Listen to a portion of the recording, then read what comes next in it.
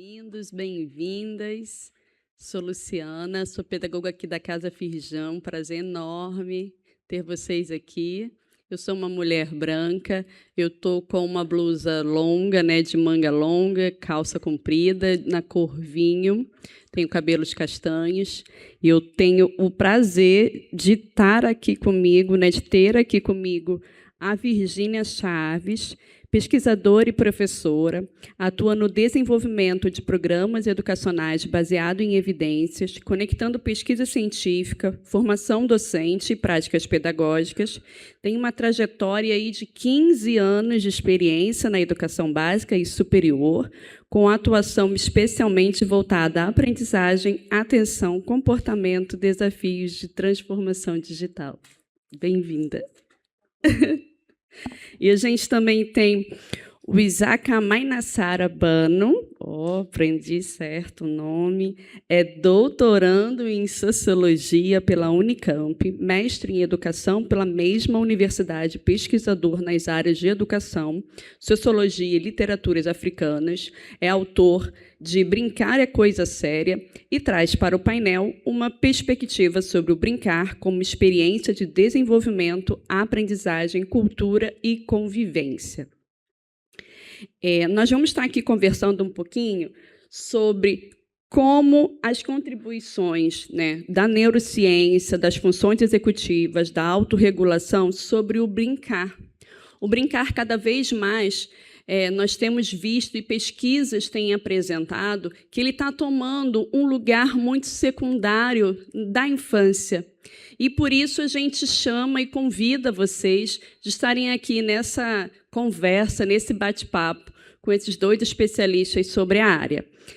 Nós vamos começar primeiro falando com a Virgínia, porque eu até estava conversando com eles.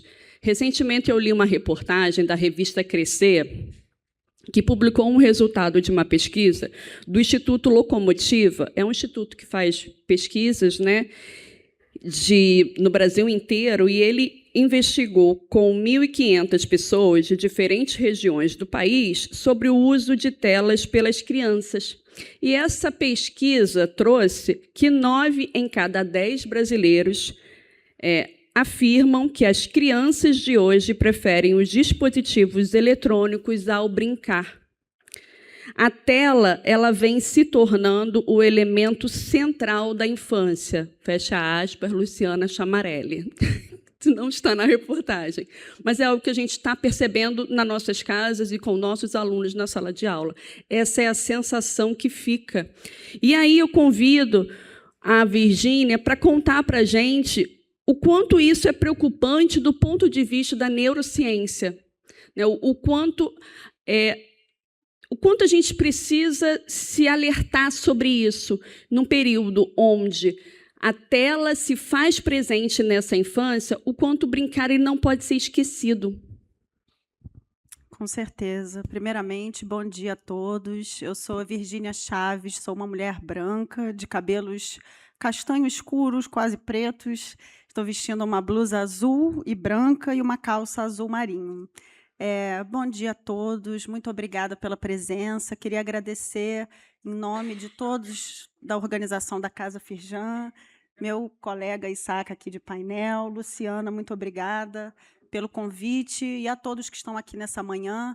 O assunto é particularmente muito caro para mim. Bem rapidamente aqui, o professor fala muito, eu vou falar para caramba, vou tentar conter meu tempo aqui, só para a gente contextualizar, eu inicialmente, de formação, minha formação inicia na área da saúde, em neurociência especificamente, depois eu fui para a área da educação, quem vai se apaixona, não sai mais, educação básica, sou professora de educação básica há muitos anos, fazendo pedagogia agora, no momento, diretora de escola, então, enfim. E, alguns anos atrás, a questão das telas, impactando a maneira como as crianças aprendem, atravessou a minha vida, e eu pensei, nossa, eu que sempre trabalhei com neurociência e educação, como a neurociência pode auxiliar a maneira como a gente aprende, me deparei com o fato de que essa hiperconectividade afeta tudo isso, né? Então, de uns 3 ou 4 anos para cá, eu tenho me debruçado nesse assunto, né? Nesse contexto. Então, a temática aqui é muito pertinente e o brincar tem tudo a ver com isso, e a gente vai tratar desse assunto aqui, né? Então, acho que uma primeira ressalva que eu quero fazer, e que eu acho que é ponto pacífico para todos, é que não se trata de demonizar a tecnologia, né? Estamos aqui com ela, a tecnologia, tecnologia, tecnologia, tecnologia, né? Acho que não é esse o ponto, né? A questão é... Sou eu mesma que passo, né? Vou tentar falar sentada, qualquer coisa eu levanto. A questão, acho que o ponto central é que experiências da infância estão sendo deslocadas quando essa tecnologia entra e ocupa um espaço excessivo. Acho que é esse o ponto. Não é a tecnologia é necessária. A questão é que quando ela ocupa tempo demais, e aqui eu vou resumir em telas, tá? Mas a gente está falando telas aqui, resumindo uma série de questões dessa tecnologia. É quando ela ocupa tempo demais, quando ela entra cedo demais, aqui a gente está falando de educação infantil e anos iniciais, né? Ou quando ela entra sem mediação suficiente, que experiências da infância estão sendo deslocadas? E agora eu quero que vocês tentem deslocar a mente de vocês para uma escola de educação infantil e anos iniciais, né? Crianças na sala de aula, no pátio. Quais experiências acontecem nesse contexto? O brincar, a imaginação, o movimento, né? Os contextos ali desse pátio, dessa sala de aula, essas interações, a negociação e até ali os conflitos. Isso tudo é deslocado quando entra esse excesso de tela. E tudo isso é essencial para formar esses indivíduos. E aí eu quero que a gente pense, por exemplo, num contexto que eu gosto de trazer, que é o da criança inquieta. Essa criança inquieta é aquela que a gente vê bastante em sala de aula e na escola, que é aquela que frequentemente está com dificuldade de acompanhar uma atividade mais lenta, uma atividade que tem um tempo maior de duração, é aquela que não aguenta esperar o final da atividade, que toda hora levanta a mão, que levanta no meio da atividade, que tem dificuldade de interagir ou de esperar a sua vez para falar, dificuldade de conseguir executar, inclusive, tarefas que tenham um tempo demorado ou um tempo maior. Quem já interagiu com esse tipo de criança na sala de aula, né? Acho que todo mundo. E isso tem acontecido com bastante frequência de uns tempos para cá, e eu diria que a gente usa a pandemia como marco até, né? Ousaria dizer. A gente chama aí do fenômeno da criança inquieta. E de uns tempos para cá, a gente tem lidado bastante com esse tipo de criança em sala de aula e na escola. E isso tem causado uma certa questão para a gente, porque a gente fica ali numa situação de que, não, gente, isso faz parte, né? As crianças são inquietas. Mas são inquietas? Isso é parte do desenvolvimento? Eu iria para o 3, né? Ou isso tem questão de atipia, porque frequentemente a gente tem oscilado entre o ponto 1, é parte do desenvolvimento, criança é inquieta. Ou a gente tem oscilado entre o 1 e o 3, vai logo para um excesso de patologização, medica, e a gente fica oscilando entre o não, é normal, faz parte, ou então vai direto para uma questão de patologizar e medicar as crianças, onde tudo é laudo, mas a gente esquece que hoje existe um ponto que a gente talvez tenha deixado de considerar e que é muito sério, que é o excesso de estímulos digitais.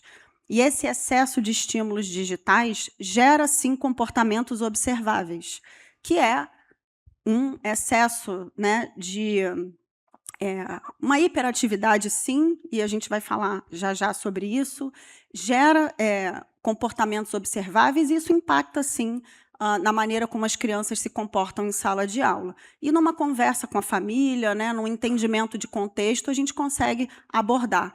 Mas o fato é que a gente, em sala de aula, têm tido dificuldade de manejar isso corretamente, né? É desenvolvimento? A criança é inquieta? Ela tem uma questão que necessita de um cuidado diferenciado? É excesso de estímulo? Então, a gente tem que chamar a família e entender o que está acontecendo e como a gente maneja isso de forma correta, né? É um desafio para nós. E o fato é que, quando a gente fala sobre telas, a gente não pode simplificar, porque a tela, por si só, né, a gente usa. Né? Eu cresci na década de 80, assistia lá meu show da Xuxa, ok, uns com mais tempo de tela, outros com menos, e os estudos mostram que o tempo de tela, por si só, não é um problema. A questão é o ambiente, o contexto que esse tempo de tela oferece. Por quê? Esse ambiente ele é rápido, ele é colorido demais, ele é sonoro. A gente está falando aqui do sensorial, né? Ele oferece muitas recompensas, ele é previsível demais nessas recompensas, né? E aqui eu faço uma ponte com o que a Luciana trouxe, né? Por que será que essas crianças têm uma preferência maior por esse universo digital do que esse universo, vamos dizer assim, analógico, né, dessas brincadeiras? Porque é muita recompensa. Ele é pobre em espera, ele é pobre em pausa. Por que será que elas não sabem esperar? Ele é pobre em negociação real, não precisa negociar nada num jogo, né? Já é dado tudo o tempo inteiro, num tempo muito rápido, muito colorido e recompensador. Ele é pobre em negociação real, como eu falei. E aqui eu estou falando em idades cada vez mais precoces, né? A gente pensava há um tempo atrás que isso era coisa da adolescência, mas é cada vez mais precoce a inserção desse ambiente. Eu estou falando sim de educação infantil e sim de anos iniciais. Se a gente pega os relatórios, né, que a gente tem aí de CETIC, né, a gente vem a uma inserção desse universo em idades cada vez mais precoces. E aqui eu queria passar para vocês um vídeo para a gente ter uma ideia do quanto isso afeta, né, do quanto há impacto desse universo, porque às vezes a gente pensa que esse universo digital ele pode ser inofensivo. Vou passar um vídeo para vocês de um desenho que talvez vocês conheçam. Todo mundo já ouviu falar desse desenho, o Cocomelon? Ele é um desenho fofo, né? Ele passa mensagens fofas, mensagens que são adequadas, inclusive. Né? A mensagem em si é adequada, vamos dizer assim, né? Do ponto de vista infantil. Inclusive, né? Não vou nem julgar aqui o quão adequado ou não é passar desenhos, né, nas creches, enfim, mas, do ponto de vista da mensagem, nenhum problema. Eu vou passar um trecho desse desenho para a gente assistir.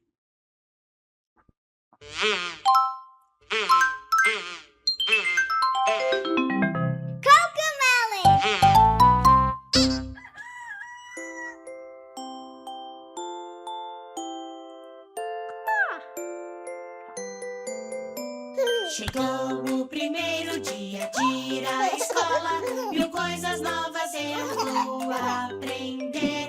Estou animado e nervoso também, mas vai dar tudo certo, não há nada a temer. Pegou a sua mochila? Sim, peguei. Calçou seus sapatos? Sim, calcei. Pegou a sua lancheira? Tá. Aparentemente inofensivo, né? É fofo, uma musiquinha tranquila, né? Qual o problema de a gente passar um pouquinho desse desenho, né, para as crianças? Só que a gente vê apenas esse desenho por um prisma, né? Pela mensagem, é um desenho com uma música calma. Qual o problema? Vamos olhar novamente com a tela aqui parada, sem o desenho estar passando.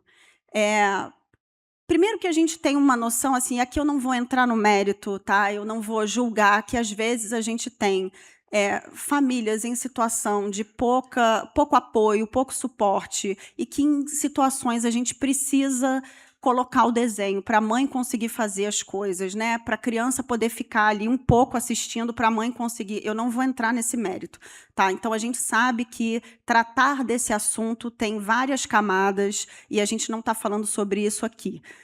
Tudo bem? Então, a gente sabe disso e a gente não vai entrar nesse ponto aqui. A gente está falando, nesse momento, hoje aqui, sobre a exposição à hiperconectividade, né? Existem outras camadas dentro dessa conversa que a gente não vai tratar hoje aqui, camadas sociais, e dentre outras, certo? Mas, do ponto de vista do desenho, só da gente olhar, a gente já vê aqui um arsenal de cores que, se a gente for parar para pensar, não são todas essas cores que a gente enxerga na natureza, tá? Mas eu não vou nem entrar nesse mérito aqui agora. O ponto é que, se eu apertar o play novamente, eu quero que vocês agora olhem para o desenho e tentem contar a quantidade de segundos com que cada cena fica. Tentem contar o tempo que uma cena fica e, a cada segundo, quanto tempo ela é trocada. Tá? A permanência das cenas. É uma coisa que a gente não para pensar, mas o cérebro humano capta isso. Tá? Eu vou colocar novamente.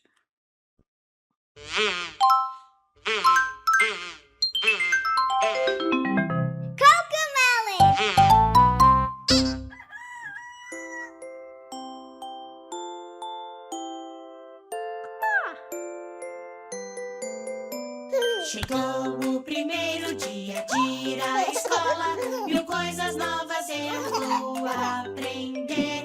Estou animado e nervoso também, mas vai dar tudo certo, não há nada a temer. Pegou a sua mochila? Sim, peguei. Calçou seus sapatos? Sim. Gente, é muito rápido. Não parece, mas é muito rápido. São poucos segundos, no máximo 5 segundos entre uma cena e outra. Isso, para o cérebro de um bebê que está em formação, ou para uma criança pequena de 2 anos, é muito estímulo. São muitas cores. E agora, corta para a cena, a sala de aula. É a gente fazendo uma contação de história. É estático.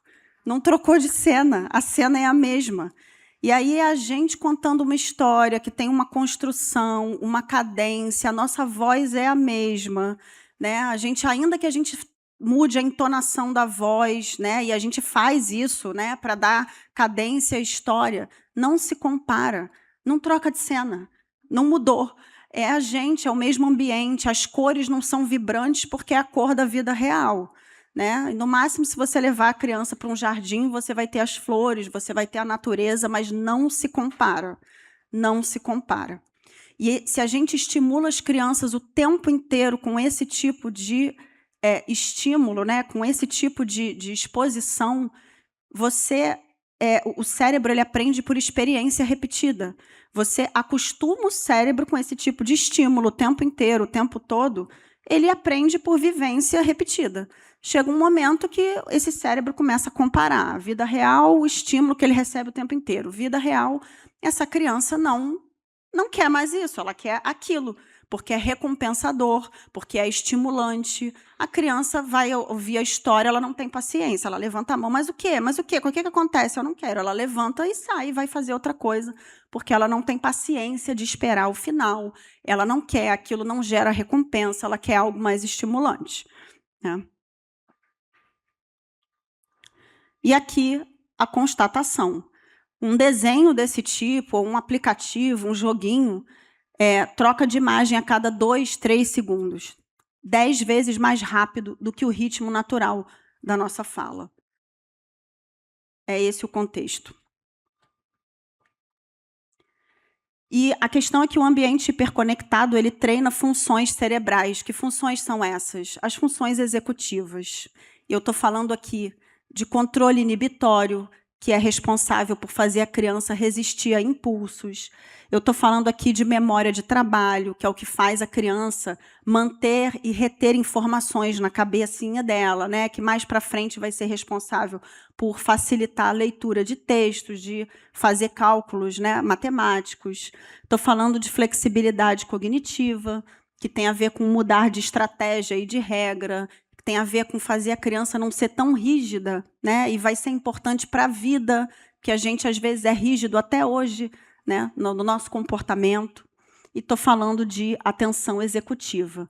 Estou falando de sustentar o foco. E hoje é o que a gente menos enxerga. Então, eu estou falando de coisas que a gente desenvolve na escola e nas crianças desde a educação infantil. Pausa, escuta, espera e continuidade. E como é que a gente desenvolve isso, gente? Brincando. E o que acontece? Todas essas funções elas são desenvolvidas por meio de um sistema, né, que são as regiões frontais e que só terminam de amadurecer na fase adulta. E, justamente por isso, as crianças precisam de rotina e previsibilidade, de vínculo e mediação adulta, brincadeira, e o Issaka vai trazer isso para a gente já, corpo e repetição com sentido. A gente está falando aqui de autorregulação. E, no momento em que essa tela entra e ocupa um espaço excessivo, ela desloca tudo isso, né, e ocupa espaço onde essa autorregulação estaria sendo desenvolvida. Eu não estou controlando o tempo, Luciana tá, né? Então tá bom. E aqui eu vou trazer alguns exemplos para a gente materializar como é que essa hiperconectividade acaba afetando diretamente cada uma dessas funções. Tá? Então, o que é a hiperconectividade, como ela impacta, por exemplo, no controle inibitório? E aqui eu queria fazer uma ressalva, gente, porque não é que esse excesso de telas tenha uma correlação direta nas funções executivas. É mais pelo deslocamento, como eu falei. Né? Quando entra esse excesso de tela, sai o brincar. Tá? Então, no controle inibitório, por exemplo, esse excesso de telas ele vai treinar o cérebro para obtenção de recompensas imediatas. Tá? Então, o que acontece? Dificuldade de tolerar a frustração e de esperar a sua vez. Então, é isso que acontece com o controle inibitório. A criança fica tão ali acostumada, né, com ter recompensas rápidas, né? É o desenho que tem uma cena muito rápida, é um joguinho que toda hora dá uma estrelinha, né? Tudo é gamificado, tudo é gamificado. A criança espera que a vida seja gamificada, mas a vida não é. Então, ela tem dificuldade de esperar a sua vez e não tolera a frustração. Com relação à memória de trabalho, o que acontece? Vídeos muito curtos, né? Trocas constantes, isso tudo fragmenta a memória de trabalho. O que acontece? Dificuldade em manter instruções simples na mente.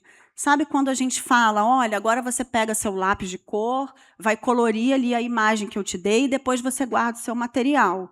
A criança não consegue, você tem que ficar repetindo e fragmentando as instruções porque ela tem dificuldade de reter as informações na memória de trabalho. Vou correr. Na flexibilidade cognitiva, né? Como os jogos tendem a ser muito repetitivos, né? Pega a bolinha e joga no cesto, pega a bolinha e joga no cesto. Gente, não tem estratégia nesses joguinhos, né? A criança fica rígida e tem dificuldade de mudar as regras e rotina. Tá? O que é melhor para isso, gente? Jogo de tabuleiro, outras brincadeiras que o Issaka vai trazer isso para a gente aqui. E na atenção executiva é tudo que a gente vê aqui o tempo todo. Né? Esses estímulos digitais fragmentam a atenção, isso serve desde a criança até os adultos. Né? O resultado é um foco instável, né, e uma dispersão rápida. De novo, serve para os adultos também. Tá? Então, se a gente traz isso para um contexto de IA, por exemplo, no mundo em que a gente vive, a gente pode pensar que essa fala, esse contexto de inteligência artificial não tem nada a ver com as crianças da educação infantil, mas tem, porque nesse contexto a gente tem que pensar numa questão de preparar. Quais são as competências que a gente precisa desenvolver nas crianças lá na educação infantil para prepará-las para um mundo que já dá respostas prontas, né? Todas essas que a gente está falando aqui que dependem dessas funções executivas. E o ponto é que essas crianças precisam ter autonomia para chegar lá na frente e lidar com essas respostas prontas. E a gente desenvolve todas essas funções de que maneira? Brincando, né? E, a partir daqui, o Issaka vai desmembrar tudo isso, né? Trazendo como a brincadeira vai... Que susto, gente. Como é que a brincadeira vai de forma prática, né? Desenvolver tudo isso, tá? Acho que eu consegui falar no meu tempo. Obrigada, gente.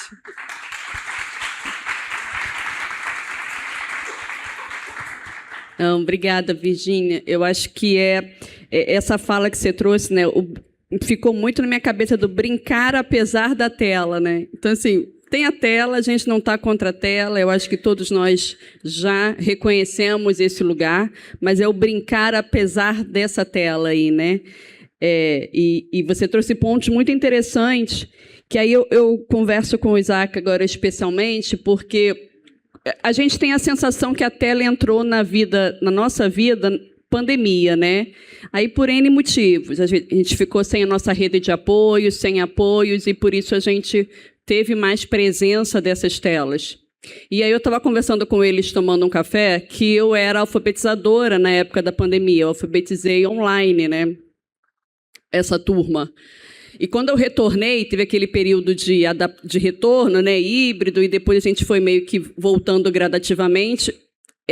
Tinha uma inspetora que ela comentava muito assim, parece que eles deixaram de brincar, não sabem mais brincar, porque ela a todo momento apartava brigas no recreio. Ela percebeu que foi quase um marco histórico dela, assim, que ela fazia essa reclamação constantemente comigo no retorno do recreio. Eles não sabem mais brincar, eles brigam o tempo inteiro. E aí a gente resolveu comprar na Uruguaiana brinquedos do nosso tempo, peteca, bola, né, cordas. E aí a gente começou a ensinar ela, né, porque ela ficava muito mais nesse recreio com eles do que a gente. Depois a gente passou a entrar, porque a gente percebeu que a gente também não brincava mais, né? E a gente ensinando a eles a como brincar, e brincar pique, né, brincar sem a tela, né, brincar ao ar livre.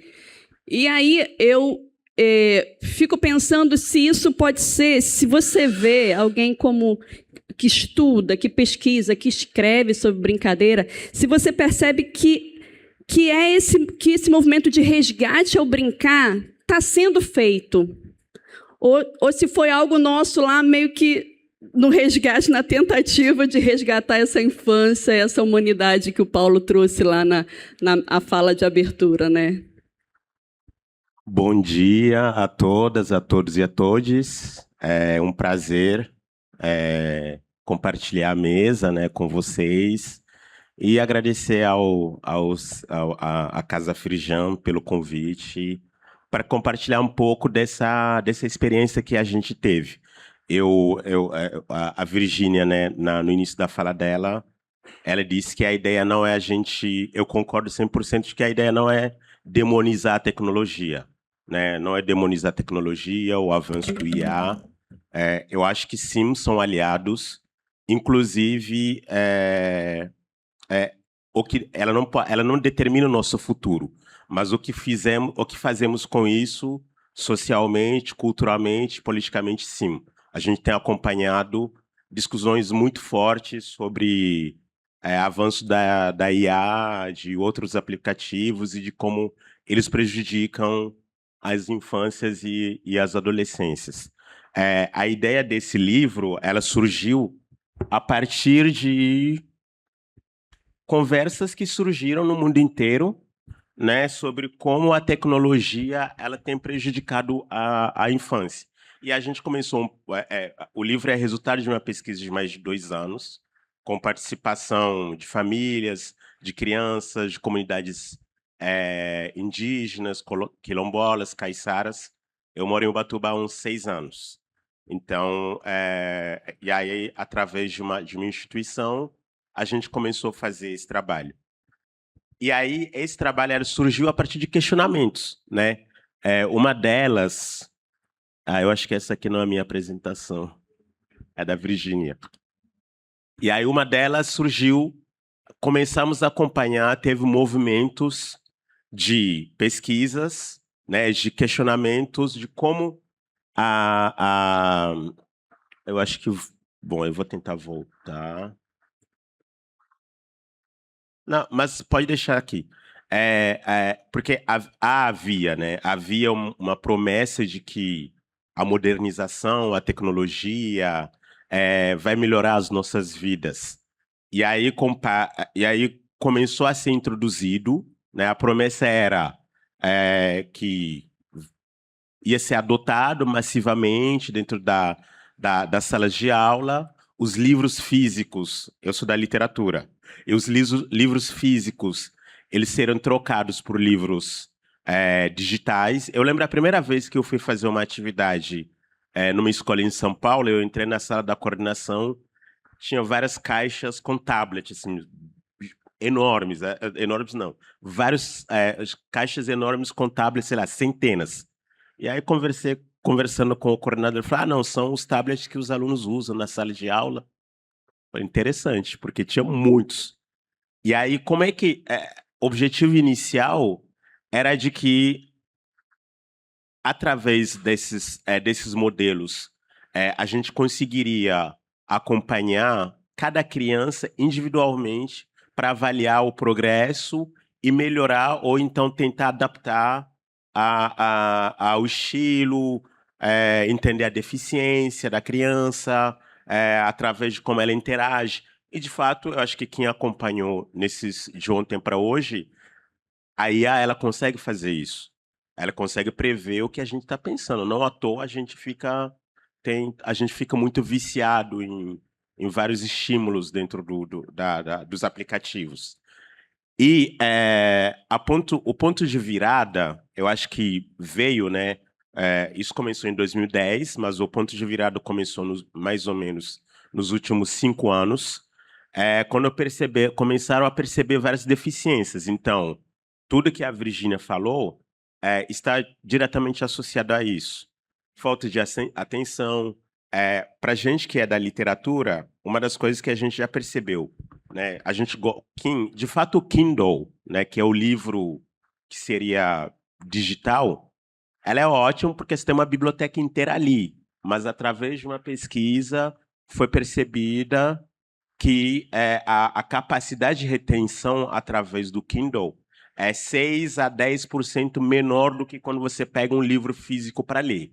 Isso a gente está falando de um adulto.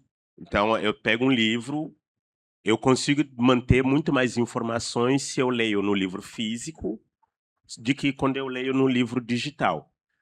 Além de outros estímulos que estão ali, que a Virgínia comentou na nossa frente. Redução cognitiva. Por exemplo, quando a criança... A gente está falando... foi ótima a fala da Virgínia no começo, porque a gente está falando de crianças e de adolescentes. Se eu, como adulto, né, que já estou acostumado com a leitura, que faz parte do meu dia a dia, se eu já tenho capacidade, se a minha capacidade de retenção, de concentração, de processamento já é reduzida, então imagina uma criança, um adolescente que ainda está em formação, que o cérebro está em formação e ele já vem sendo estimulado cognitivamente através de telas, né? De vários outros estímulos do ambiente. E aí tem a retenção cognitiva, e essa pesquisa, né, a Unesco, através da pesquisa em 2023, que é o GEM, isso está acessível, qualquer pessoa pode acessar na internet, que é a interação do IA com a educação. Aí eles perceberam que, de fato, só tem prejudicado, na verdade, não trouxe o avanço, o progresso que se esperava.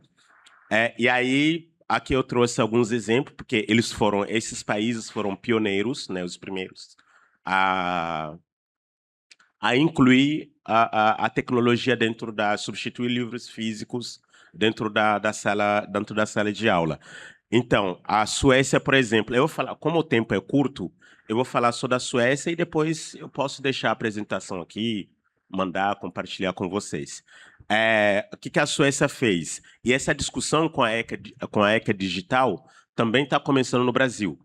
Inclusive, em alguns lugares, foi proibido o uso de celular em sala de aula. Eu acho que muitos são professores, conseguem dizer ou já perceberam que a atenção está sendo disputada com o celular. A criança, adolescente está ali com o celular na mão, enquanto você está dando aula e tem que parar a aula, pedir atenção novamente, pedir para guardar o tempo todo dentro do celular. Aí o que a Suécia fez? Cancelamento do Plano Nacional de Ensino Digital Pré-Escolar, e aí aqui uma atenção muito especial pré-escolar, né? Eu achei interessante, esses dias eu li uma notícia, esses dias não, faz um tempo, que inclusive está sendo proibido, a Universidade do Mackenzie, em São Paulo, proibiu celular na faculdade. Então, para adultos, né? A gente diria 17, 18 em diante. E eu achei muito interessante, porque a preocupação não é mais crianças, é com todo mundo, as pessoas que acabaram de entrar dentro da faculdade.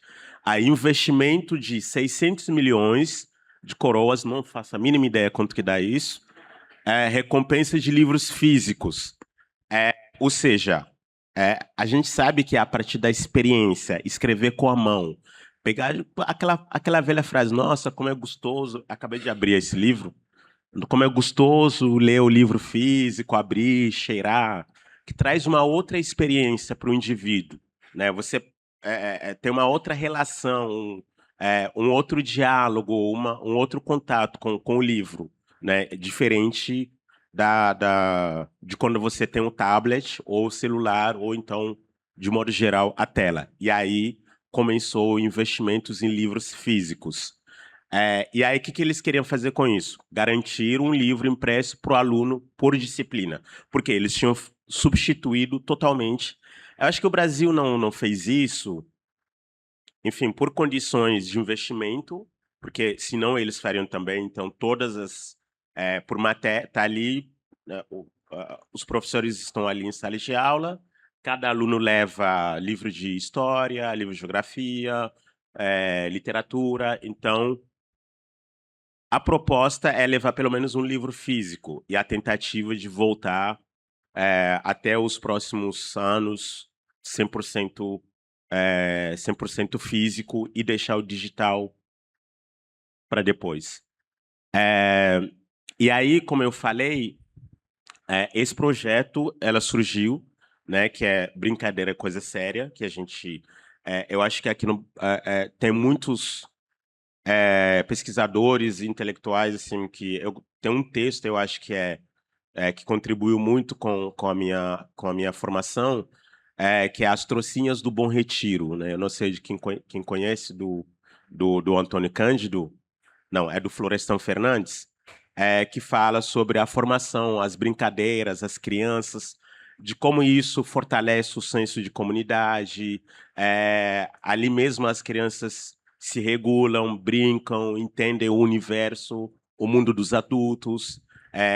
A partir dessas brincadeiras, né, que chama de as trocinhas, seria uma expressão para crianças, e aí a partir dessas brincadeiras que elas se desenvolvem enquanto sujeitos dentro de uma sociedade. Então, peraí, voltou?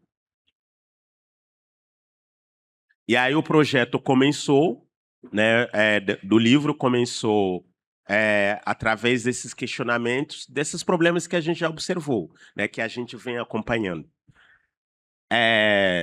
Qual que é a ideia? Resgatar a brincadeira, né, brincadeira como linguagem fundamental da sociabilidade, aprendizado e preservação cultural. E aí, para a gente, isso era uma questão fundamental. Preservação cultural. Eu moro no Brasil há 16 anos. E aí eu acho o Brasil tem uma cultura riquíssima, diversa. Então, só morando no litoral, a gente conseguiu reunir dezenas de brincadeiras e selecionar.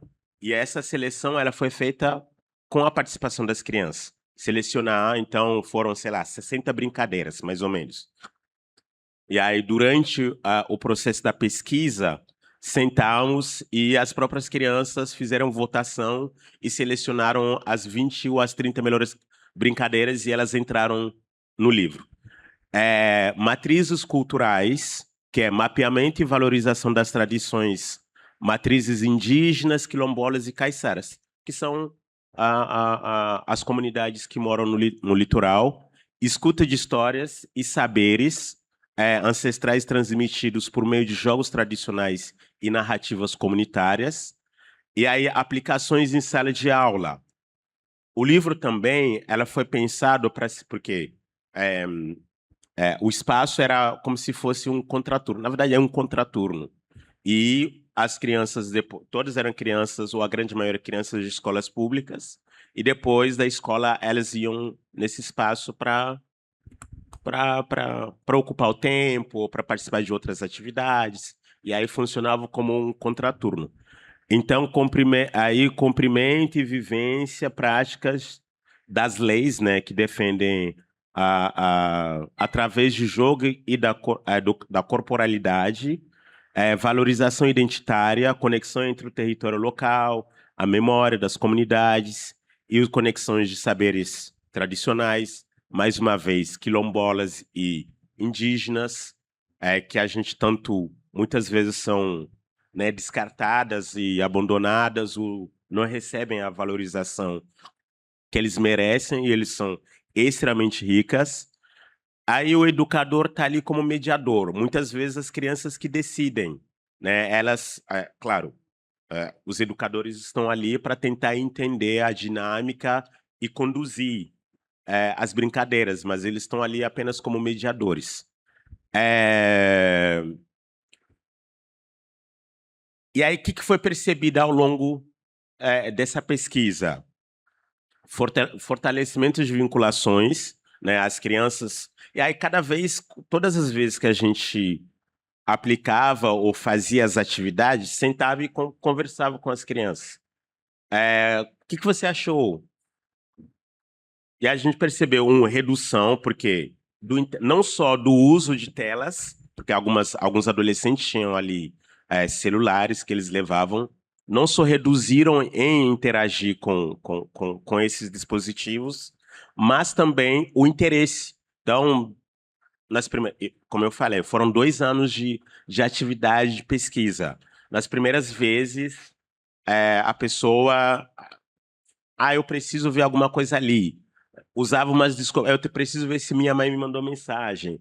Mas aí, depois de 1 ano... E aí, eu preciso pontuar uma coisa. O vício, eu acho que a Virgínia, né, como neurocientista, consegue explicar melhor do que eu. Para se desfazer de um vício é muito difícil e leva muito tempo. Aí, depois de 6, 7, 8, 9 meses, a gente passa uma aula inteira que dura 45 minutos. Você percebe que o adolescente, a criança, nem lembrou que tinha celular, assim, tipo, ou eles aceitaram. Eles que agora é o momento de brincar, de interagir com os outros adolescentes. E aí, ver a tecnologia, eu acho que isso também é importante.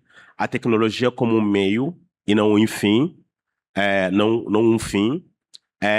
Decisões baseadas em evidências, né, que são políticas públicas, formulados com base em ciência e aprendizagem, neurociência e valorização cultural. No começo da minha fala, eu falei que a tecnologia ela não determina o nosso futuro, mas o que a gente faz com isso, politicamente, culturalmente, socialmente, sim. Temos que participar das decisões que estão em discussão, porque isso influencia as nossas vidas como adultos, através das crianças e dos adolescentes. Estamos aqui discutindo isso, por exemplo. Então, é importante a participação de todos e entender a dimensão da problemática da onde estamos. Mas eu acho que o recado, a gente encerrou, sim, não é um encerramento, mas já deixou o recado, né, Isaac? Que é uma responsabilidade de todos, né? E da gente se preocupar com isso e da gente se atentar a isso, né? E acompanhar o que está sendo discutido sobre, né? A gente teve aí o ECA Digital, mas tem muita coisa também acontecendo que a gente tem que acompanhar, né? Eu até queria falar, né, sobre um fenômeno que a gente está acompanhando atualmente, que é os adolescentes estão na onda farmar aura. E aí todo mundo indignado, quer dizer, todo mundo não, porque eu não estou indignado, estou achando ótimo, na real. Mas a maioria das pessoas indignadas achando um problema farmar aura, mas eu não estou achando, eu acho ótimo. Por quê? É muito mais fácil lidar com o problema quando ela está diante dos nossos olhos. Então, a farmar aura farmar aura é um problema? Ok, mas ela está diante de nós, a gente está vendo acontecendo. Agora, o mundo digital, como por exemplo, eu acho que todo mundo está acompanhando o Discord, a gente não tem a dimensão do problema, né? Eu trouxe até umas informações aqui que está relacionado a isso. Desde 2000, eu acho que desde 2012, né, a gente vai acompanhando o funcionamento do Discord e os problemas relacionados a isso. E aqui no Brasil começaram investigações sobre Discord e os problemas que eles estão causando. Aí tem a Operação Dark Room, que é daqui do Rio, começou em junho de 2023. O que é isso? Automutilação e suicídio, né? 2 semanas atrás, semana atrás, a gente acompanhou uma pessoa que teve um caso que saiu de uma menina que, ao vivo, que transmitiu o próprio suicídio ao vivo, né? Com várias pessoas assistindo o suicídio dela ao vivo. Aí está dentro da investigação do Dark Room. Redes de zoosadismo e tortura animal. Aí saiu também semana passada, ainda está em investigação, mas já começou algo que já está confirmado de uma adolescente que transmitiu ao vivo para mais de 1.000 pessoas. Ela coloca, gente, a cena é pesada, colocando um gato dentro de um liquidificador e ligando o liquidificador. Isso é um outro caso. Aí tem mais um. Isso é esquema de vazamento de conteúdo íntimo de adolescentes. O Discord é uma plataforma majoritariamente tem adultos. E aí majoritariamente para adolescentes. E aí quem gestiona, quem controla o adolescente ali tem Instagram, tem TikTok, recebe o convite. Você só entra na sala quando você recebe o convite. E aí o adolescente entra da sala através de convite de um moderador, digamos assim. E quem está ali é um adulto, na maioria das vezes, controlando. E aí eles começam a chantagear, pedir foto íntima. Então tem vazamento de fotos íntimas de adolescentes. E aí as pessoas, mas eu prefiro farmar aura do que... e aí a gente pensa, né? Eu acho que aqui a diferença o problema está posto. Cabe a nós, enquanto educadores, pesquisadores, o que a gente vai fazer com esse farmar aura? Do que pesquisar o que fazer com isso, do que falar, não, somos totalmente contra. E se a gente parar para pensar, eu acho que gerações anteriores fizeram coisas piores do que farmar aura, né? Então não é um problema. E se é um problema, é muito mais fácil a gente lidar com isso do que a gente lidar com as coisas que acontecem na internet. Não, eu acho que você traz pontos que realmente precisamos. Eu acho que é a responsabilidade de todos, né? Da gente cuidar dessa cultura infantil e da cultura da adolescência, né? Porque a gente fica meio que virou um meme esse negócio do formar aula, mas é uma cultura da adolescência. E aí vamos entender que cultura é essa, para a gente poder até saber se comunicar com eles, porque também é isso. Se a gente ignora essa cultura, a gente ignora temas alarmantes que você trouxe, né? E eu acho que a gente tem que pensar sobre isso, né? A Casa Feijão agradece bastante a participação de todos e eu vou deixar aqui essa fala final com o Isaka para a gente estar terminando esse painel bonito. Bom, é rapidinho. Como eu comentei, né? É o projeto de dedicação a salvaguarda das memórias e expressões infantis nas comunidades tradicionais, quilombolas e caiçaras. E aí, das brincadeiras que eu trouxe, esse aqui é de uma brincadeira do Quilombo da Caçandoca. Fica lá no final de Ubatuba. E o nome da brincadeira é Margarida está no Castelo. Quando eu fui, enfim, o processo do livro também incluiu entrevistas com líderes quilombolas, caiçaras e indígenas. Então, eu entrevistei uma senhora de 78 anos, que é a líder quilombola, né, dessa comunidade, e conversar com ela, como que era. Aí há também uma comparação, né, de como que era na época dela e como que é atualmente, como que ela vê essa mudança na tecnologia, como ela vê a mudança nas próprias comunidades, o que mudou em relação à brincadeira, né, entre a geração dela e a geração atual. E aí ela passou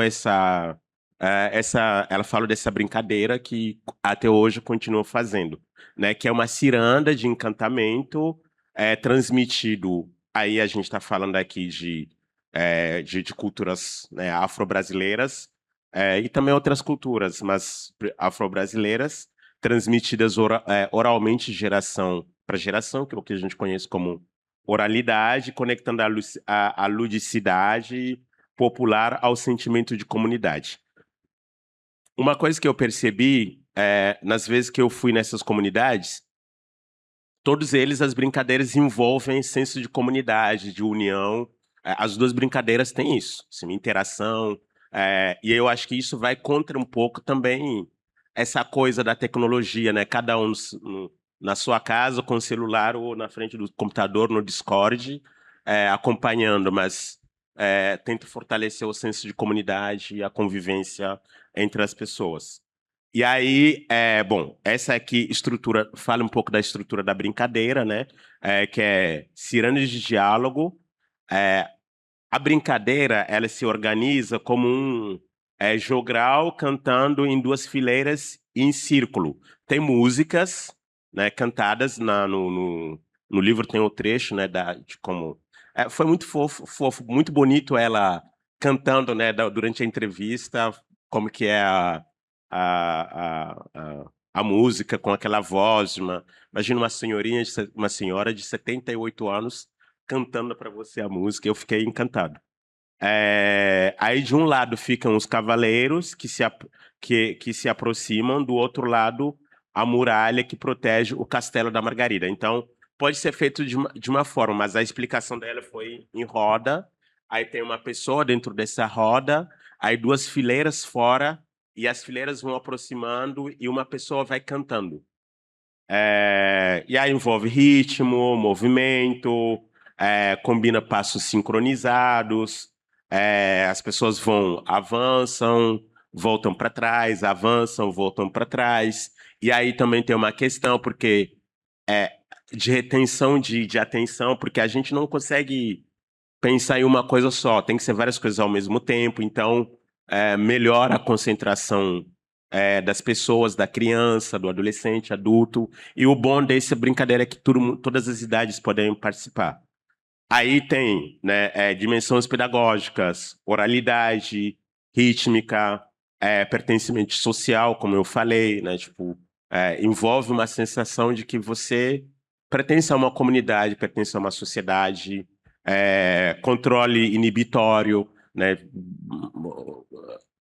Eu acho que uma das questões centrais, né, que a gente viu nesses dias que a tecnologia faz, inibe muito, aí vai contra isso, essa questão inibitório, conexão territorial. O centro de Ubatuba bom. A maioria das crianças, né, algumas crianças, elas são do centro. E aí a gente leva elas em van até essas comunidades quilombolas e caiçaras. Eles participam das brincadeiras e voltam. E na volta você percebe que sentiram coisas novas e diferentes, porque tiveram conexão com algo novo, a primeira vez que eles estão vendo um quilombo, uma aldeia indígena. São bem isoladas, bem isoladas. O quilombo da Caçandoca não tanto, mas a aldeia indígena ela é bem isolada e bem difícil de chegar. E aí, esse é a segunda brincadeira. eu não vou me arriscar em pronunciar o nome. Eu lembro quando eu fui fazer a entrevista com o líder, no caso, indígena, aí tinha duas. Eu fiz a entrevista com ele, depois fiz com as duas crianças. E aí também tem as entrevistas com as próprias crianças sobre as impressões delas no livro. E aí, eu queria saber, né? A primeira pergunta, eu queria que você falasse mais um pouco sobre a brincadeira, pronunciar o nome. Aí as duas crianças que estavam começaram a rachar o bico, assim. Aí eu falei alguma coisa errado? Ah, não, porque você pronunciou errado. Eu falei, não, mas não tá certo? Pronunciei de novo, elas continuaram rindo. Mas, gente, não é possível, eu tô pronunciando. Não, a pronúncia não é essa. E aí, qual que é a solução que a gente achou, né? Conversando com a editora. Uma pessoa pronunciou o nome da brincadeira, tem um QR Code, que você tira foto e leva você para um link da editora Cortez, que você dá para ouvir, tipo, a pronúncia. Eu não vou. Então, aí envolve ritmo, canto, integração com a aldeia. Essa brincadeira, ela é aqui, ó. Então, são crianças, né, que sentam ao redor de uma árvore e aí cada criança escolhe o nome de uma fruta. Então, ó, uma criança é banana, outra criança é manga, outra criança é melancia. E aí uma pessoa adulta, ela vai cantando mais uma vez uma música e vai tentar tirar essa fruta do pé da árvore. Então, eles estão sentados ao redor da árvore para arrancar a fruta do pé, né? Tem esse simbolismo. E as outras crianças vão tentar não deixar. Aí tem essa sensação de união, de comunidade, né? Aí envolve escuta da natureza. Eu não sei, eu acho que hoje as crianças não chegam nem perto de uma árvore. Imagina ficar do lado de uma árvore. E aí, resultados e modelos de equilíbrio educacional, né? Fortalecimento de vinculações, o vínculo entre as crianças, integração transdisciplinar, envolve. Eu tive a oportunidade, quando eu lancei o livro, eu não sei, em Paraty tem a Casa Poéticas Negras, eles desenvolvem atividade de contraturno chamado AIO, que enfim, né, são atividades voltadas para adolescentes, crianças, e aí eu tive a oportunidade de colocar isso na prática, né, com crianças. Até então estava ali na posição de pesquisador e organizador do livro. E aí dá para perceber a integração transdisciplinar, porque vão surgindo outras crianças. Ah, mas o que é uma aldeia? O que é um quilombo? Onde fica? Aí dá para explorar, né, outras matérias através disso. Né? Levar imagens, fotos para falar de aldeia, de ancestralidade, de identidade, de matrizes africanas, matrizes indígenas e outras. São várias outras possibilidades que podem ser exploradas. E aí tem questão de. Eu acho que talvez uma das coisas, né, essa questão de decisão baseada em evidências, porque é isso, a pessoa está ali dentro da roda ou na fileira e aí vai ter contato com o outro, tomada ali uma decisão de tirar uma determinada. A Virgínia é a melancia, aí foi tirada a melancia da árvore, ou então é a banana, foi tirada. Por que essa? Por que ela? E aí também o adulto, né, que fica monitorando, ele vai tocando na cabeça das crianças. Não, essa aqui não está madura, essa fruta não está madura. Então dá para explorar de várias formas as brincadeiras. Eu acho que é isso, para não atrasar o horário de almoço de vocês. Obrigada de verdade, gente. Maravilhoso. Muito obrigada.